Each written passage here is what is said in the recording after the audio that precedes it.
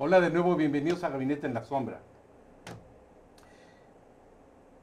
En la mujer y el poder ha sido de una manera muy reciente que hemos percibido que en muchos países han ido ganando espacios en distintos continentes, particularmente en Latinoamérica, y no solamente a nivel presidencial, también vicepresidentas, ministros, secretarias de Estado, ministras. A ese nivel también las mujeres han llegado a muchos espacios en la academia, en las universidades como rectoras, también como legisladoras y por supuesto en la impartición de justicia, también ministras de la Corte, como en México la presidenta es una mujer, es presidenta de la Suprema Corte de Justicia. Y siempre las mujeres han estado en esta tesitura. Antes, cuando nos fijábamos en las grandes mujeres de Estado, como en los 80s Golda Meir, bueno, Golda más bien de los 70s, primera ministra de Israel, y qué primera ministro, los 80s Margaret Thatcher del Partido Conservador, Indira Gandhi en la India, grandes mujeres de Estado con mucho carácter, y también hubo otras vías donde la mujer se fue empoderando, utilizando este anglicismo que a mí no me gusta, viene de empowerment, pero es lo que ahora define la posición de las mujeres en el poder, el empoderamiento. También muchas mujeres llegaron porque sus esposos fueron mártires o perseguidos políticos. Digamos Corazón Aquino, cuando su esposo fue muerto por el dictador de Filipinas, Fernando Marcos, o aquí Violeta Chamorro en Nicaragua, en el continente americano y en el subcontinente centroamericano. En la región latinoamericana también ha estado Cristina Kirchner, ha estado ahora Francia Elena Márquez, que es la vicepresidenta de Colombia, afroamericana y por cierto de origen muy humilde, era trabajadora doméstica. También en Chile tenemos que Boric empezó su gabinete con el gabinete de más mujeres en la historia de la humanidad, casi todas eran mujeres y en qué ministerios, defensa, interior, presidencia, es decir, ya no en secretarías o ministerios que tenían que ver con cuestiones nada más de la niñez o igualdad de género, incluso en Brasil ahora. Y vamos a platicar de estos temas porque se encuentran aquí conmigo en el estudio. Está Hanna de la Madrid, que ustedes la conocen, es consultora política y también se encuentra con nosotros, también ya la conocen, Marisol Cervantes Salvatori, que es administradora pública y politóloga. Y está por unírsenos, nada más que ha tenido dificultades para conectarse, Silvia Vázquez, presidenta del Partido Verde de Argentina. Pero mientras esto ocurre, le voy a pedir a Hanna de la Madrid que pues, nos empiece a platicar en términos generales cómo la mujer ha ganado espacios de poder, no solamente en el poder político, pero transversalmente en otras posiciones ha logrado poder político. Hanna, ¿cómo ves? Bienvenida. Muchas gracias, Mario. Es un placer compartir auditorio con Marisol, gran amiga. Y gracias. Uno de los temas, a partir de la década de los 60s, de los 70s, sí hubo un impulso, no solo del sector político, sino del sector económico, de incluir a las mujeres, porque te estabas dando cuenta que había un mercado que las mujeres podían ocupar que no se estaba usando. Entonces, sí creo que obedeció a esta búsqueda económica de abrir al espectro y decir, oye, tenemos a la mitad de la población que no es consumidora porque está dedicada principalmente a los cuidados. Entonces, desde la cumbre de Beijing, la verdad es que la gran mayoría de las mujeres mexicanas que se subieron a ese avión y luego se bajaron fueron perseguidísimas. O sea, al final de cuentas, 1992 y 93 marcaron un hito en México. Y fíjate que uno de los temas más complicados es, al día de hoy, quienes hacen política realmente en las calles son las mujeres. O sea, tú ves a cualquier partido político, sus representantes de casilla, sus promotoras del voto, las que están haciendo la diferencia puerta por puerta, las que consiguen la silla de ruedas, las que se enteran de que se murió no sé quién y necesitamos sacar el bote. Bueno, desde hace décadas han sido las mujeres las operadoras. Las mujeres son ¿no? las que llenan, pero al final de cuentas hay un techo de cristal. O sea, haz de cuenta, de seccional, de representante de manzana, puedes llegar a lo mejor a representante municipal, etcétera, en nivel partido. ¿Por qué? Porque no había una formación. O sea, si una mujer no tiene la formación suficiente para pararse a cuadro, para hablar, para representar, para escribir, para arrastrando el lápiz poder hacer política pública, no era posible llegar, así de contundente. Pero al final de cuentas, esta transformación que sí ha venido vía acciones afirmativas muy claras y contundentes, como decir, el 3% de todo el presupuesto de un partido político se tiene que enfocar a mujeres. O cuando llegamos al 50-50, a mujeres que algún día podemos platicar cómo sucedió, les costó sus carreras políticas. O sea, al final de cuentas, el claro ejemplo, por ejemplo, de María de los Ángeles Moreno, que ahorita todo mundo se pone a ovacionarla en su partido y demás, en su momento fue congelada. ¿Por qué? Por haberte aventado a decir, necesitamos un 50-50. Es decir, muchas mujeres fueron dejando su carrera y apostaron a que se lograra el día de hoy el tema del 50-50. Durante muchísimo tiempo ha sido el tema de, es que pusieron a la amiga, pusieron a la hija, pusieron a alguien, ¿no? Pero al final de cuentas, si no hubiera sido obligatorio mediante estas acciones afirmativas, seguiríamos en un mundo de señoros que se reparten en las mesas de Toby todos los puestos y todos los espacios. ¿Por qué? Porque el acceso a la formación política necesita el ejercicio permanente de un cargo. Es decir, una mujer no aprende a ser presidenta saliendo de su casa. Ana, explica lo del Club de Toby, porque eso pertenece a un cómic que cómic, ya no sale nivel, mucho para las nuevas generaciones. A nivel América Latina, La pequeña Lulú. La pequeña Lulú era un tema de, pues sí, o sea, ella intentando juntarse con los amiguitos de la cuadra y Toby, que era el líder de los amiguitos, es la representación perfecta de lo que yo llamo la mesa de los señoros, en donde están sentados el amigo, el tío, el primo, el padrino, el mentor, el líder, que al final de cuentas, yo no conozco a nadie que llegue y haga gobierno con sus enemigos. La gente llega y hace gobierno con la gente que conoce. Y a las mujeres, si no las conoces y si no tienes un referente de su trabajo, su ejercicio político, su ejercicio en gobierno, ¿cómo las vas a elegir? O sea, al final de cuentas ese es el tema. Las mujeres, como pequeña Lulú, tienes que estar llegando a la mesa del Club de Toby y tienes que llegar con temas, con ideas, con política pública, y si no las estudiaste, si no las ejerciste mediante una regiduría, una sindicatura, hasta la mesa de sociedad de padres hace la diferencia, no puedes llegar a hablar en estas mesas de lo especializada. A mí muchísimas veces me ha tocado que la violencia política de género se aplique con los diminutivos. El Janita, bueno, hasta el día de hoy, ¿no? Janita, ¿tú piensas esto? A los 80 años yo creo que me van a decir Jana, ¿no? Oye, Marisol, ahorita lo que nos decía Jana, recuerdo haber leído ahí del movimiento del 68, que lo hicieron hombres y mujeres, y que en el movimiento del 68 algunas mujeres que lo vivieron decían que luego sus compañeros decían, oiga, compañera, ¿me puede traer un café?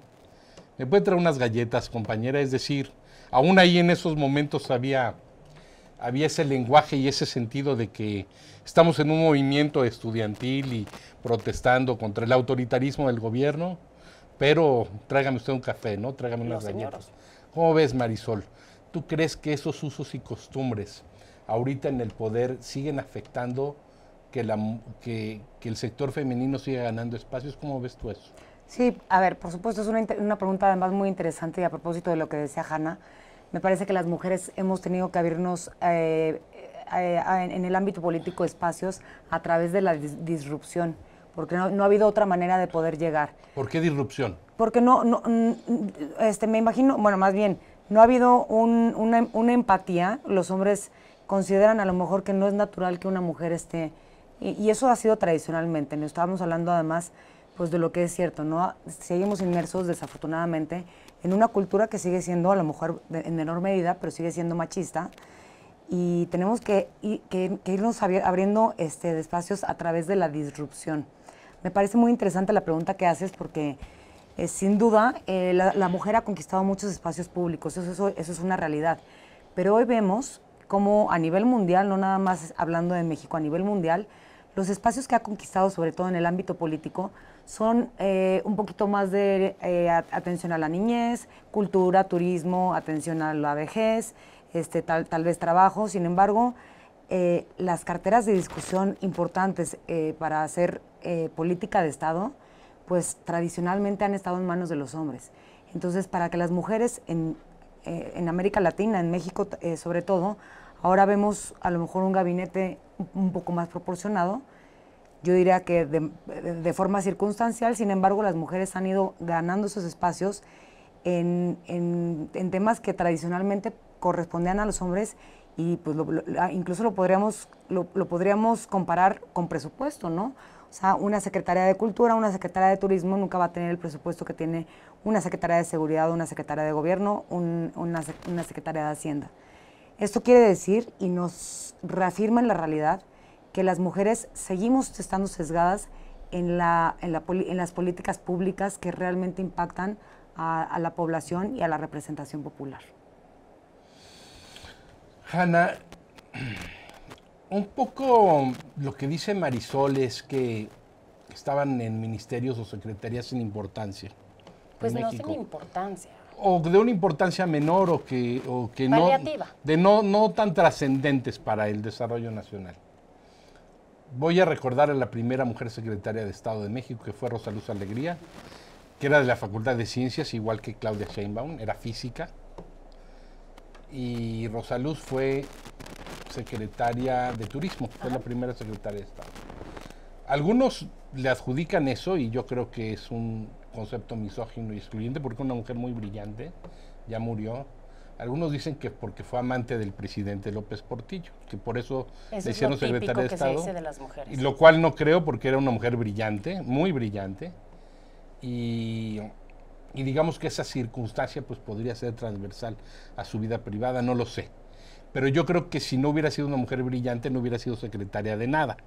Pues de hecho ocupó un lugar en la historia por eso. No, y además cuando era secretaria de Turismo, ella firmó un convenio con los Estados Unidos donde todos los turistas que estuvieran en México iban a ser atendidos no por el sector privado, sino por el sector salud público.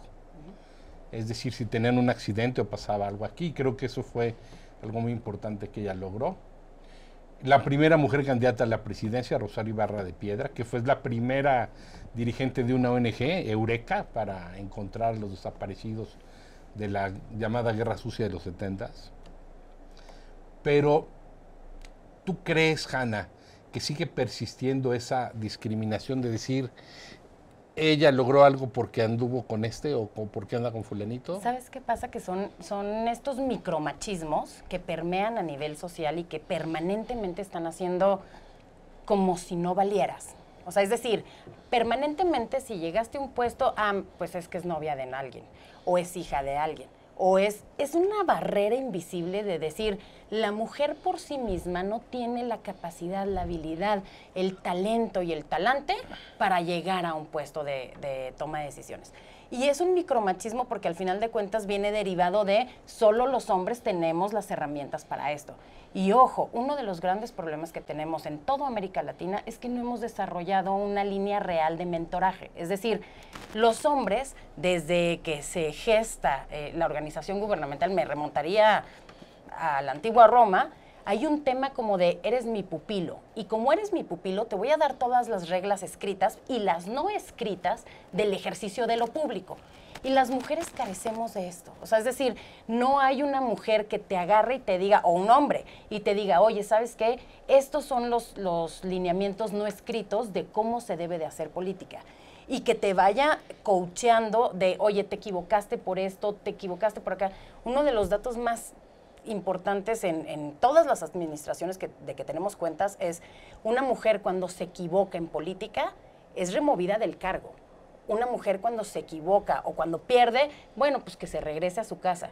Normalmente lo ideal sería, bueno, te equivocaste en esto, vamos a hacerlo de esta otra manera.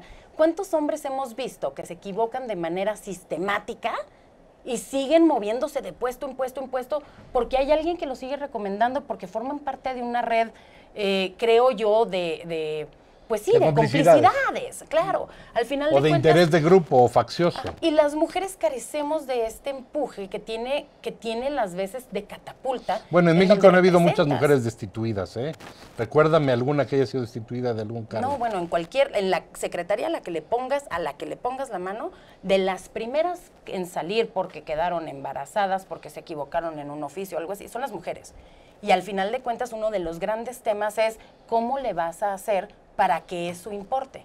Ejemplos, ahí tenemos un chorro, o sea, al final de cuentas le podríamos platicar al auditorio la cantidad de veces que algunas mujeres han escuchado el de no te preocupes, le vamos a dar trabajo a tu marido. Porque es un común denominador de, oye amiga, sí te ayudé, le di trabajo a tu marido. Oye, ¿y a mí qué? ¿Y dónde está la violencia económica? ¿Dónde está la violencia política donde a lo mejor muchas mujeres se tienen que quedar bajo un velo del yo te cuido, basado en el a lo mejor tú no puedes sola? Entonces, este es el tipo de temas y de micromachismos que tenemos que empezar a decir públicamente. ¿Por qué? Porque si no se perpetúan, Mario. O sea, es bien importante agarrar y decir, oye, esta chica llegó por su talento, sea quien sea, y no importa si es de X partido, de X gobierno, porque muchas veces también las mujeres somos parte de esta complicidad de, sí, claro, bueno, pues está guapa, seguro llegó a regidora porque pues, su marido la puso, o el novio. Y al final de cuentas es como... O si su amante, como decirlo. O su amante. Al final de cuentas, uno de los grandes temas que vamos a enfrentarnos en pleno siglo XXI es, al final de cuentas, lo privado debe ser privado. La persona que está al frente del cargo, ¿lo está haciendo de manera eficiente, sí o no? ¿Lo está haciendo de manera transparente, sí o no? ¿Está combatiendo alguno de los ejes que prometió en campaña? ¿Es corrupta, sí o no? ¿Es corrupta, sí o no? ¿Tiene el talento, sí o no? Entonces, cuando tú te empiezas a enfrentar, y a mí me tocaba en varios debates, justamente el tema de Chuchita López, yo nunca he escuchado que a un hombre le digan, oye, seguramente es novio de no sé quién. No, sí le han dicho a varios hombres también. Dame dos ejemplos. Al esposo del Bester Gordillo le dijeron que fue diputado. Dicen que sí es diputado por la maestra Elba. Eso sí. También en hombres, pasa. A ver, estamos acostumbrados, a lo mejor es la excepción a la regla, ¿no? Que sí. La confirma. Que suele confirmarla. Puede ser, pero es muchísimo más natural la minimización de la mujer por eso. Y muchas veces el tema recae, o sea, la carga de la prueba recae en la acusada. Porque el tema es, a ver, demuéstrame que no eres la novia o demuéstrame que no eres la amante. Espérate. Entonces nos perdemos de lo interesante y de lo público por meternos en las ridiculeces. Ejemplos burdos. ¿Cuántas actrices han aplicado la de, oye, me está entrevistando y a mí me pregunta que si como sano y que si hago ejercicio y a él le pregunta que cómo logró la caracterización perfecta? O sea, es decir, el tipo de preguntas color rosita, más de morbo, siempre van a las mujeres. Va a ser la mujer. Claro. Oye, Marisol, aquí lo comentamos hace un momento. Sí. También en el hombre ocurre y que muchas veces dicen por ser el hijo de o porque anda con fulanito su mamá también. Yo creo que es una cuestión de los chismes y los cotilleos del poder o para demeritar a alguien, pero sí reconozco que es hacia la mujer pues muy fácil ponerle la etiqueta. Pero tú ¿cómo ves si la mujer, hablando de factores donde es afectada como la corrupción? Hay mujeres en el mundo y en México que también han sido señaladas porque es una cuestión de poder, es una cuestión de las tentaciones del poder, pero donde es corrupta. ¿Qué opinas tú que la mujer sea sancionada igual que el hombre por esta cuestión de corrupción? ¿Cómo ves tú? Bueno, lo que pasa es que hay que partir de que la corrupción no tiene que ver con un género u otro. La intelectualidad tampoco tiene que ver con un género u otro, la preparación no tiene que ver con un género u otro. Y ¿Nada además, tiene que ver con un género u otro? No, de ninguna manera. De las cosas que acabo de mencionar, yo estoy convencida de que no. Incluso hoy en día me atrevo a aseverar que no hay roles tampoco que correspondan a un género o a otro. Y es a lo que nos estamos acostumbrando ahorita nosotros como sociedad. Y es por eso que la realidad nos está alcanzando y que las mujeres hemos podido participar en más espacios de toma de decisiones. Ponemos un ejemplo, por ejemplo, en comunidades rurales. ¿Quiénes son las que deciden las políticas públicas que se van a hacer a nivel local? Son las mujeres, porque en un ejemplo tan básico les preguntan a las mujeres, oye, ¿tú cuál crees que es el bien que tiene que tiene que ser atendido por el municipio? ¿El agua o el servicio eléctrico? Las mujeres entienden que el tema del agua es mucho más importante que el servicio eléctrico. ¿Por qué? Porque esto implica alimentación, higiene, etcétera. Los hombres no lo llegan a entender porque los hombres dicen, no, para mí el servicio eléctrico porque yo sin luz no puedo vivir o sin la tele no puedo vivir. ¿No es un prejuicio eso también? No. ¿El reverso de la misma moneda no es? Esto está basado en un estudio, además de cuáles son las necesidades que dicen los hombres tener, a diferencia de las mujeres. Basado en estudios en México de cuáles son las necesidades a las que las mujeres dicen y manifiestan que son prioridad. Esto es un dato real, ¿no? Entonces, esto demuestra también pues, que la mujer tiene mucho más cercanía con las necesidades reales, primero de la familia, que la familia es la base de la comunidad. Entonces, parece irónico que siendo la mujer a quien se le ha delegado esa facultad de mando en los hogares, no se le den esos espacios públicos también de mando de comunidades, de municipios, de estados y de naciones, ¿no? Parece irónico, pero es la mujer la que está más cercana totalmente al núcleo principal de la sociedad, que es la familia. Oye, Hanna, esto que nos dice Marisol, es la mujer la que está más cercana a las necesidades. Sin temor. El ejemplo que dio Marisol se me hace muy interesante. La electricidad o el agua. El hombre a lo mejor piensa en la electricidad por los aparatos, cargar el teléfono, por ver el fútbol. Que por cierto, también hay muchas mujeres que le entran mucho al fútbol y ahora que está la liga. Y también al teléfono. Más. Y también al teléfono y a todo, o sea que... Pero, ¿será así como dice Marisol? ¿Sabes qué pasa? Que ahí sí traemos una carga social, emocional, que por antonomasia le cae a la mujer. Es decir, como la mujer es la encargada del cuidado colectivo, la mujer sí está predispuesta a pensar primero en nosotros.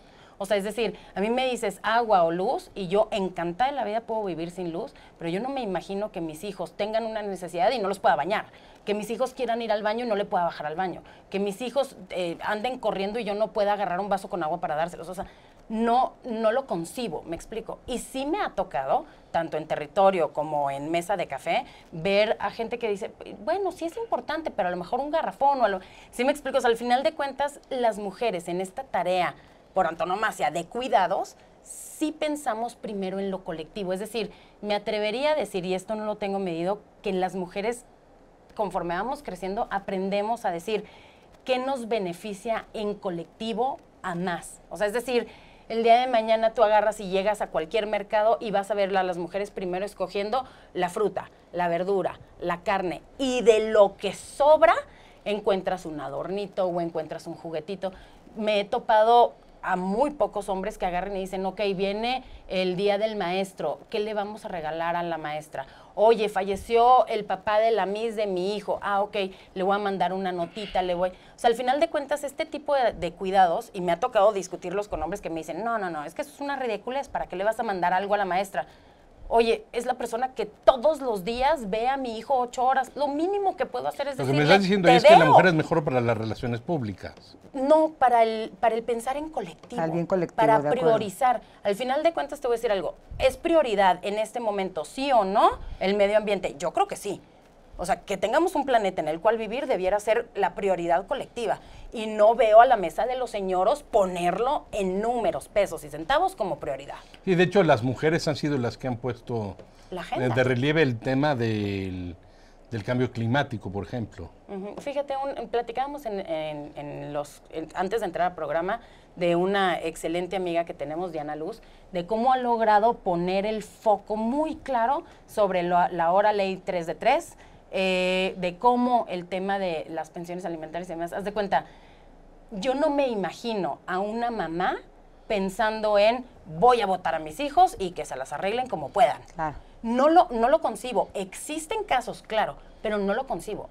Es muchísimo más la mamá que voltea y dice, me multiplico por 3, me aviento 2 jornadas, me aviento un turno extra, pido casa en otro, pero a mi hijo no le falta de comer. O sea, a lo que me refiero es, las mujeres pensamos en colectivo, en duplas, en estatus.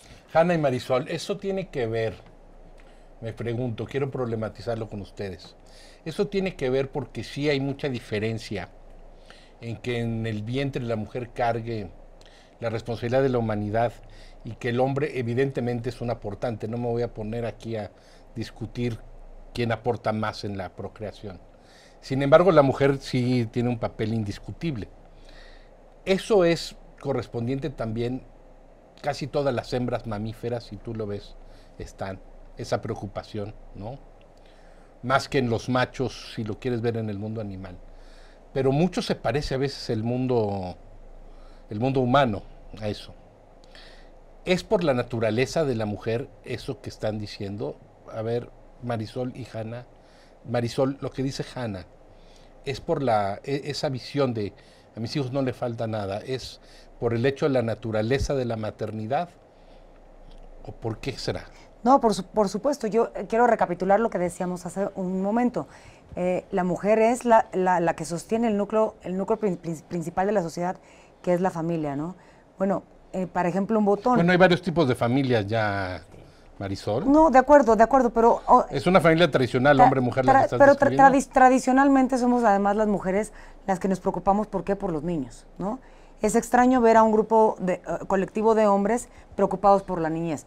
Lo que acaba de decir Hanna me parece importantísimo. Por ejemplo, una colega amiga de nosotras, activista, que promueve además la justicia a favor, no de las mujeres, sino de los niños a través de la pensión alimenticia. Sí. Y sí quiero hacer énfasis en que es justicia para los menores de edad, no es para las mujeres. Somos las propias mujeres las que lo estamos haciendo. Entonces, ahí sí, por supuesto, que se reafirma esta teoría de que la mujer es la encargada de ser, pues, el sostén de este núcleo familiar, tradicional o no.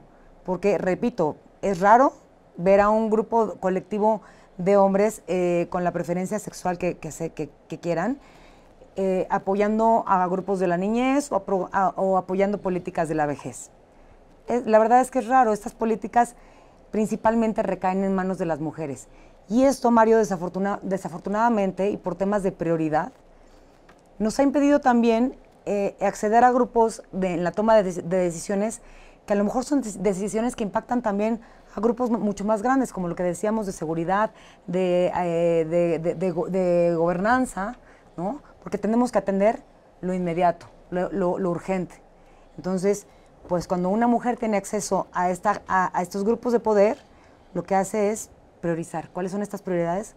Los hijos, la vejez y, por supuesto, nosotras mismas que nos hemos visto sesgadas, porque también es raro ver a un grupo colectivo de hombres apoyando políticas de género.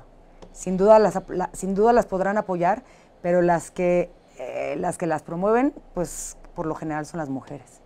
Bueno, nos vamos a ir a un corte, Hanna. Regresando, vamos a preguntarle a Hanna también de estos puntos y además meternos al tema del poder por el poder mismo, el poder sin adjetivos. Pero regresando del comercial, seguimos platicando con Marisol y Hanna. No se vayan. Para ti que tienes una empresa o negocio, contamos con diversos servicios que se adaptarán a los tuyos. No te preocupes por tu presupuesto. Nosotros te ofrecemos todas las facilidades para dar a conocer tus servicios. Podrás llegar a un gran número de personas, ya que mensualmente alcanzamos más de 1 millón de visualizaciones en vivo. Conócenos y disfruta de la programación diaria.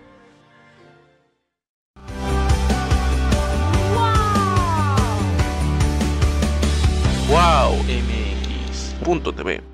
Empieza a demandarte a ti como mamá, más como realización como mujer y como persona, y eso nunca lo debemos olvidar. Entonces sí llegó un momento que sentí que ese equilibrio estaba completamente del lado de mamá y me estaba olvidando de mí y cuáles eran las cosas que a mí me daban satisfacción y felicidad. Y en esa parte estaba también mi carrera, que era muy importante para mí. También Entonces, tú, entre la lástima y a lo mejor gente ruda que tenías en tu familia y la situación personal, ¿no? Yo te preguntaba, si bien ya estamos en un siglo en donde pues el divorcio es algo muy común, todavía en muchas familias y en muchas, digamos que círculos familiares, existe el tema de, ya la dejó el marido, ya es una quedada, vale menos. Entonces, en tu caso, ¿cómo lo viviste ahora? La parte hay algo que hemos estado platicando Soraya y yo, que es bien padre cuando te juntas con gente que tú dices, esa cualidad que tiene la otra persona, yo no la tengo y me gustaría desarrollarla porque siempre todos tenemos áreas de oportunidad. Pero antes de platicarles por qué estamos hablando de esfuérzate y sé valiente, o sea, ¿de qué se trata eso? Propiciar colaboraciones entre un diseñador y una marca ya establecida y fuerte. Nos encantan lograr esas colaboraciones, la industria, exacto. Porque además sientes frío en los labios de esta parte y sientes como un beso. Sí, claro. No sé si me entiendes. Sí, te envuelve, te abraza.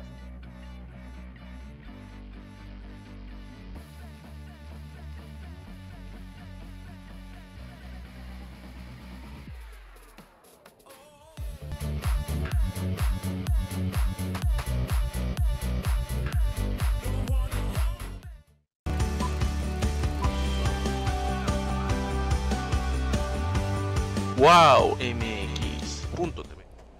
Bueno, seguimos platicando con Hanna de la Madrid y Marisol Cervantes Salvatori. Y no sé si está la caricatura por ahí para que de una vez la veamos. Aquí está Fernando Morales y nuestro caricaturista oficial. Ahora nos toca a nosotras. Pues puede ser muy gráfico ahí la caricatura, pero bueno, algunos hombres sienten, yo en lo personal no. Yo veo mucho más colaboración, pero muchos hombres yo creo que sí lo ven con cierta neurosis, ¿no? El que eso vaya a suceder. Hanna, la verdad es que ya en las estructuras de poder, las mujeres desde hace tiempo han estado en muchas posiciones importantes en los partidos.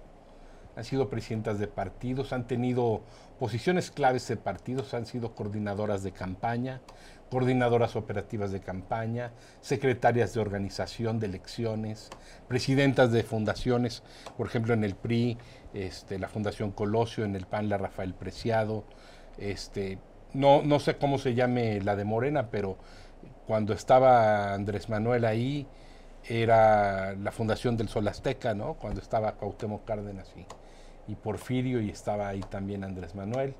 Es decir, siempre ha habido mujeres en esas posiciones, las gubernaturas, bueno, Griselda Álvarez en Colima, la primera, pero siempre ha habido mujeres en mandos, han ido ganando espacios sin duda. Yo en lo personal creo que es muy importante lo que está sucediendo ahorita en el estado más grande y más poblado del país, donde es o mujer o mujer. Ahí va a ser gobernadora cualquiera de las dos propuestas aliancistas. Y yo sí creo que es muy posible que una mujer sea presidenta de la República. Yo lo creo, yo lo veo así, que es ahora jefa de gobierno de la Ciudad de México.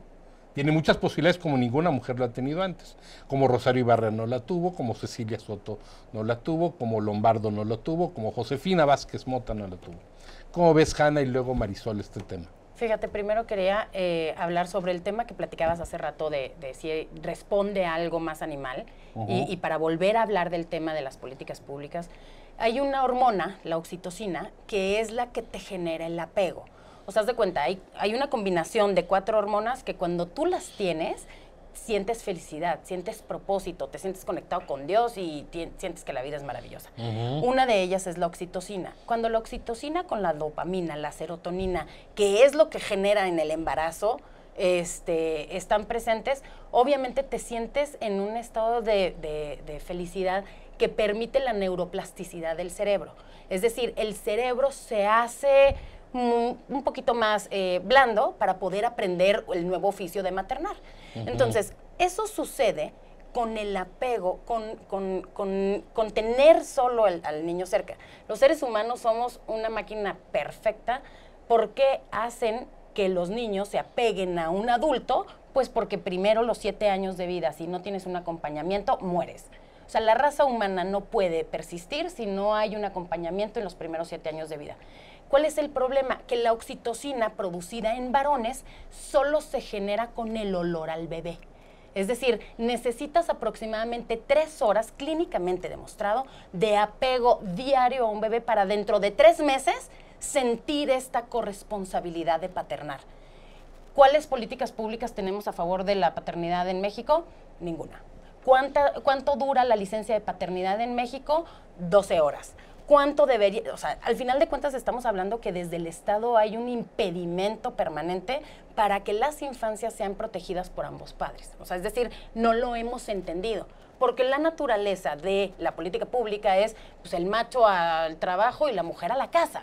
Y sigue siendo en pleno 2023.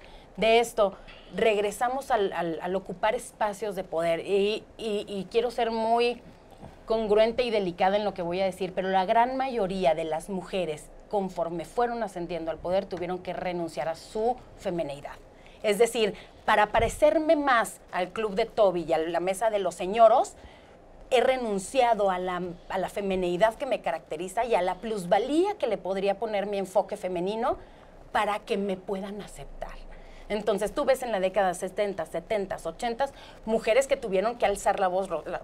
Rosario Ibarra tuvo que gritar, manifestarse y enfrentarse con herramientas de hombre al mundo de los hombres. Y ni se diga de María de los Ángeles Moreno, ni se diga de Beatriz Paredes, no se diga de Rosario Robles, a la cual yo creo que persiguieron porque se atrevió a poner este plus femenino de te está saliendo del cuadro. O sea, ¿cómo le vas a imprimir un toque femenino a un gobierno de izquierda? Me explico, o sea, al final de cuentas, lo que nos hace falta es poner la parte femenina con la parte masculina en un ejemplo de sororidad hasta de géneros y decir, ¿cómo le vamos a dar el plus a la sociedad que queremos gobernar? Porque no es uno contra otros, que esa es una de las tristezas de a donde han querido llevar muchos de los movimientos colectivos feministas, es como si fuera una guerra campal donde el que sobrevive la guerra de los sexos, ¿no? No, el que sobrevive no manda, el que sobrevive va a buscar ser gobierno de una sociedad que dejó destruida. Entonces, o empezamos a tender puentes y empezamos a interconectar intereses, porque al final de cuentas, como bien dice Marisol, la familia, sea la familia homoparental, uniparental, biparental, necesita a fuerza tener una brújula y una guía que te permita decir hacia dónde vamos a ir. Porque la violencia que estamos viviendo, y lo digo cada que me haces el favor de invitarme a tu programa, es descomunal. ¿A quién vas a querer gobernar del 24 al 30? A una sociedad que no cree en ti, que está en comercio informal, que no paga impuestos, que se violenta ante cualquier cosa, que se arregla todo por la ley del... Es que la ley del más fuerte eso es. Y ahí es donde el toque femenino podría hacer la diferencia. ¿Cómo le hacemos? Las mujeres tejemos redes. Redes de apoyo, redes de soporte, redes de acompañamiento, redes económicas, de trabajo, etcétera. Y eso es lo que deberíamos estar aportando a la política pública. ¿Cómo hacemos que en lugar de voltear a ver a la siempre ponderante Secretaría de Hacienda diciendo no hay, no alcanza, no hay, ¿cómo le vamos a hacer para que alcance? ¿A quién vamos a invitar a la mesa para que sí nos acomode? Porque el tema es, en política pública, cualquier proyecto que no viene acompañado de un presupuesto suficiente es demagogia. Marisol, un poco retomando lo que platicábamos, posiciones de poder. El poder no es nada más en política o es nada más poder político. Hay muchas mujeres empresarias en este momento que son de las mujeres más ricas, empresarios o empresarias, es decir, del empresariado mexicano. Hay muchas mujeres que son de las más destacadas en ese ámbito. Ni qué decir en la academia, en la Suprema Corte de Justicia, es decir, en la docencia. Hay muchas, en la investigación. Ya viste que fue una mujer investigadora médico de la UNAM, la que hizo una gran investigación sobre la pandemia, cuando fue la crisis de la pandemia. Por supuesto, el desempeño de las mujeres y su heroicidad en ser enfermeras y enfermeros y médicos de ambos sexos en la pandemia también. Pero ¿cómo ves esto? Percibir al poder nada más desde el poder político.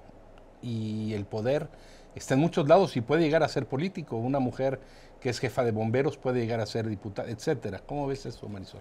No, yo creo que la mujer, tienes toda la razón, nos hemos abierto espacios en muchos de los ámbitos, en el económico, en el académico, en muchos espacios, pero esto, insisto, se debe a esta carrera de disrupción que han generado sobre todo nuestras precursoras.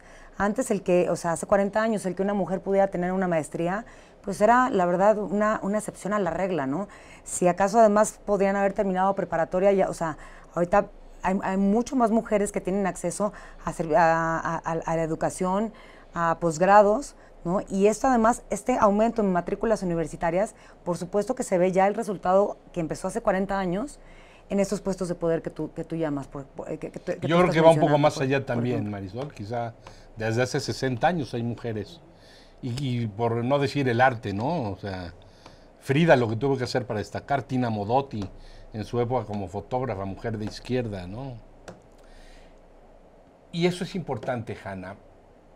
La mujer, hablando en plata, hablando claro, la mujer entre ella no se torpedea, porque yo sí he visto, yo he tenido muchas jefas mujeres de las cuales me siento particularmente orgulloso, y grandes jefas, y no solamente en el ámbito de la política, en muchos ámbitos.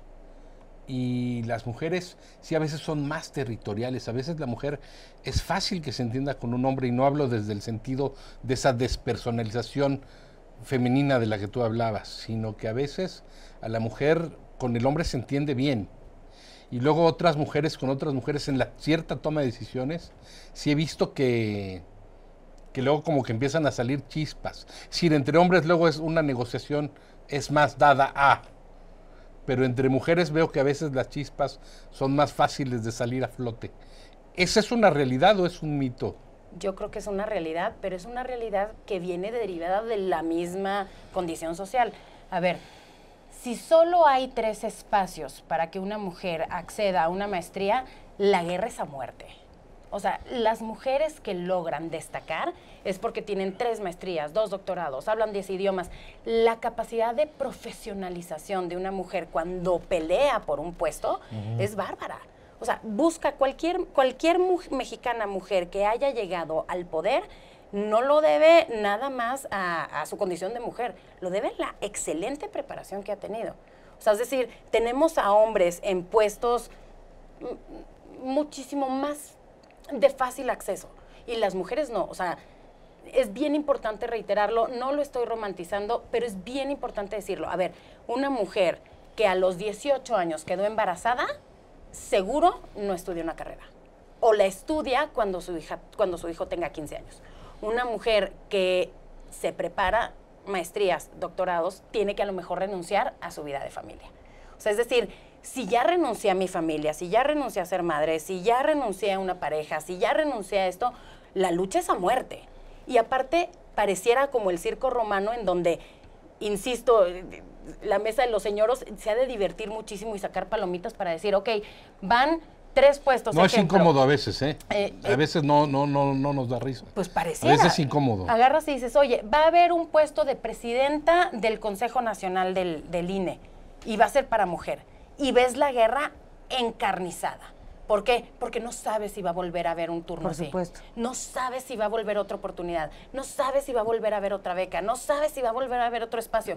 Entonces puede ser la oportunidad entre llegar o no. Marisol, pero Hanna está usando un ejemplo muy concreto. Hay un puesto y las dos pelean por él encarnizadamente, la cual situación también puede ser entre hombres. Creo que eso es una cuestión de la raza humana. Pero ya cuando 2 mujeres están estables, digo, yo me acuerdo, evidentemente no voy a decir sus nombres, yo me acuerdo que en la PGR había 2 mujeres de una posición muy importante ambas, y se decían unas cosas que sí, la verdad a mí no me daba risa. Es incómodo cuestiones que ya lo hacían personal. No digo que entre hombres no pase eso, también entre hombres está evidentemente los egos, toda la situación, el quedar bien con el jefe, las lambisconerías, todo lo que corresponde al género humano en la lucha por el poder. Pero sí he notado, Marisol, que sí las mujeres sí se pican los ojos con cierta visceralidad, o sea, si se pueden hacer daño, no como esta obra de teatro excelente de entre mujeres, ¿no? No nos haremos daño, etcétera, al final, como decía. Pero veo que las mujeres sí procuran hacerse daño, sí lo hacen personal. El hombre también, pero le cuesta más trabajo. ¿Es eso cierto o es un cliché? No, yo creo que es un cliché, porque además, voy a retomar además una pregunta que estabas haciendo hace ratito, que si las mujeres entonces somos mejores para relaciones públicas o no. Yo creo que no, ahí te puedo decir que los hombres son naturalmente mejores para las relaciones públicas. ¿Y por qué? Porque en su agenda de prioridades, pues no están las mismas prioridades que nosotros queremos meter en la agenda, ¿no? Como decía Hanna, hay espacios más incipientes, por supuesto que para nosotras las mujeres es una novedad. Entonces, por supuesto, la mujer es más competitiva por naturaleza, pero cuando esos espacios recién abiertos, incipientes, se abren, lo que queremos hacer las mujeres es competir y demostrar además que sí estamos preparadas, que sí estamos cualificadas, también para quitarnos ese estigma que llevamos cargando durante muchísimos años de lo que platicábamos, esa desvalorización de la mujer, de que si llega a esos puestos de poder es porque alguien le ayudó, porque alguien la puso. Entonces, parece que este es el momento de la mujer, sobre todo a principios de milenio, a principios de este siglo, de que las mujeres podamos demostrar que sí somos capaces, y somos capaces de hacer cosas que antes no estaban pensadas, ¿no? Hace 50 años, una mujer que quería abarcar espacios de poder económicos, universitarios, académicos o puestos políticos, tenía que abandonar a su familia. Hoy esta realidad, afortunadamente para nosotras, también ha cambiado. Sin embargo, no cambian las prioridades. Y volvemos otra vez a un tema de las convicciones, que yo creo que aquí sí les llevamos una ventaja a los hombres. tenemos unas convicciones personales a lo mejor más establecidas que los hombres. Por eso a lo mejor los hombres son más prácticos y pueden tener mayor capacidad de negociación. Las mujeres sí somos más necias, si lo queremos llamar así. Pero tenemos unas convicciones más tenaces, arraigadas. yo diría, ¿no? Son más tenaces en eso. Entonces eso a lo mejor se puede malinterpretar y decir, bueno, no, es que las mujeres entonces se pican los ojos o podrán matarse pero nunca hacerse daño, ¿no? Que era lo que es lo que decía la obra. Hace ratito, exactamente. Yo creo que esto es un cliché. Realmente, excelente obra, por cierto.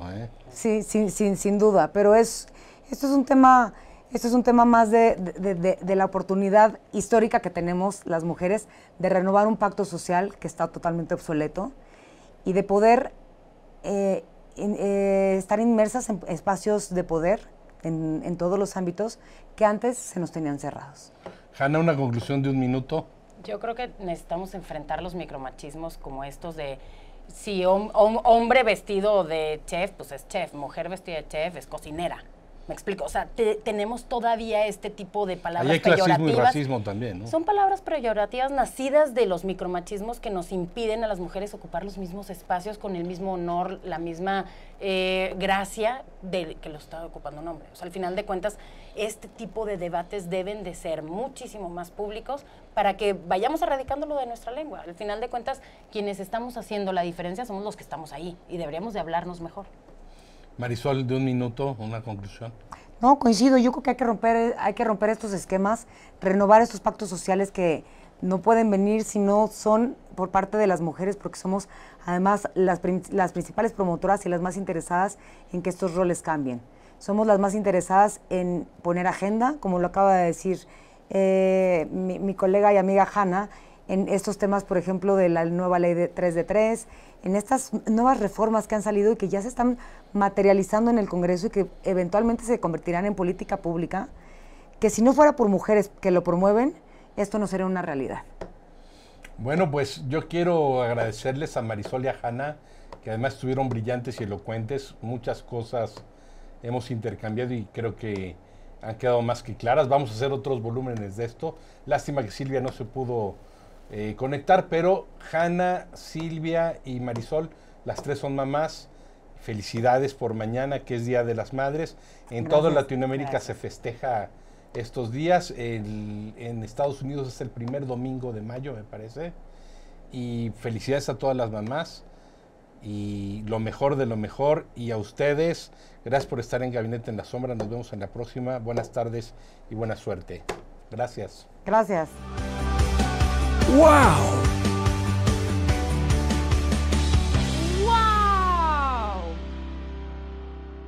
¡Wow! MX.tv. ¡Wow!